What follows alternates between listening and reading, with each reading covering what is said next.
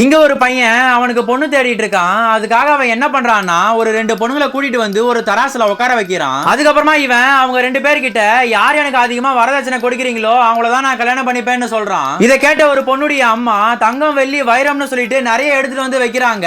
ஆனா இன்னொரு பொண்ணோட அப்பா கிட்ட நிறைய காசு இல்லாதனால கொஞ்சம் காயினை மட்டும் எடுத்துட்டு வந்து வைக்கிறாரு. சோ அதனால அந்த தங்கம் வெள்ளி வச்சிருக்கவங்க ஜெயிச்சிடறாங்க.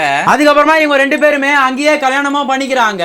அப்ப அங்க இந்த பொண்ணு கூட தோத்த பொண்ணு வந்து சொல்றா, ஐயோ நீ தப்பு பண்ணிட்டியேன்னு சொல்லிட்டு அதுக்கப்புறமா தான் இந்த பொண்ணு உண்மையை சொல்றா. நான் ஒரு நாள் இவனை பார்க்க போயிருந்தேன். அப்ப அவன் அவனோட ஃப்ரெண்டோட உட்காந்து குடிச்சிட்டு இருக்கும் போது நான் ஒரு பணக்கார பொண்ணை கல்யாணம் பண்ணிக்கிட்டு அவகிட்ட இருக்கிற சொத்தெல்லாம் எடுத்துக்கிட்டு இந்த ஊரை விட்டே கிளம்பி போயிடுவேன்னு சொல்றான். சரி இவன் தான் பெரிய கேடியா இருக்கான்னு சொல்லிட்டு பார்த்தா இவன் கல்யாணம் பண்ணிக்கிட்ட அந்த பொண்ணு இவனை விட பயங்கர கேடியா இருக்கா. ஏன்னா இந்த பொண்ணு இந்த போட்டியில ஜெயிக்கணும் அப்படிங்கிறதுக்காக தன்னுடைய Dress ஃபுல்லாவே கழுங்களா கட்டிட்டு வந்து ஜெயிச்சிருக்கா. அதை பார்த்து அந்த பையனும் இப்ப பயங்கர ஷாக்ல நிக்கும் போது இப்ப அந்த இன்னொரு பொண்ணும் என்கிட்ட நிறைய காசு இருக்கு, இருந்தாலும் உன்ன மாதிரி ஒரு கெட்டவனை கல்யாணம் பண்ணிக்க கூடாதுன்னு தான் இப்படி பண்ணேன்னு சொல்லிட்டு அவ Dress தூக்கி காட்டுறா. பார்த்தா அதுல நிறைய தங்க கட்டிகளா இருக்கு. அதை பார்த்து அந்த பையனும் சொத்துக்கு ஆசைப்பட்டு இந்த மாதிரி ஏமாந்துட்டுமேன்னு சொல்லிட்டு ஃபீல் பண்றான்.